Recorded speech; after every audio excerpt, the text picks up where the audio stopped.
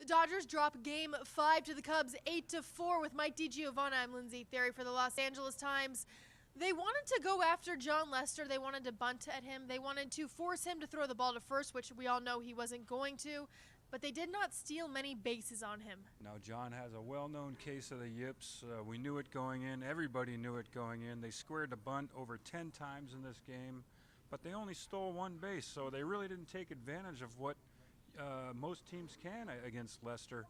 And, Jock Peterson bunted once in the second, and Adrian Gonzalez bunted once in the seventh.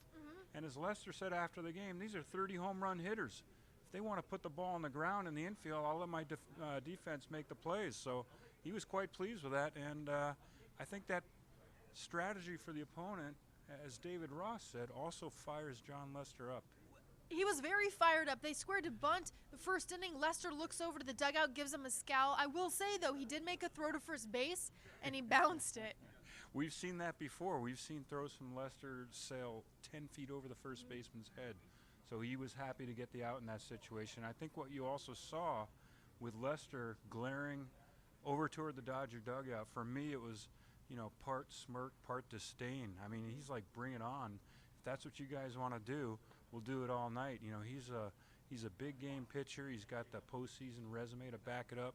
He's won 2 World Series.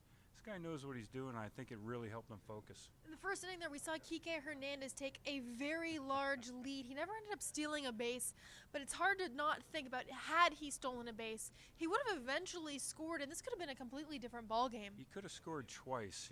If he steals with the second batter up, he scores from second on Seager's hit. If he takes second and then he goes to third on the hit, he scores on Ruiz's sacrifice fly. That's a 1-0 lead.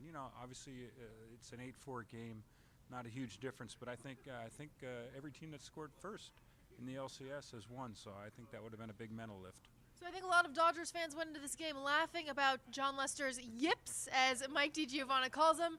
The Cubs, though, they get the final laugh and an 8-4 win, take a 3-2 lead in the series. We're off to Chicago for Game 6 with Mike DiGiovanna. I'm Lindsay Theory for the Los Angeles Times.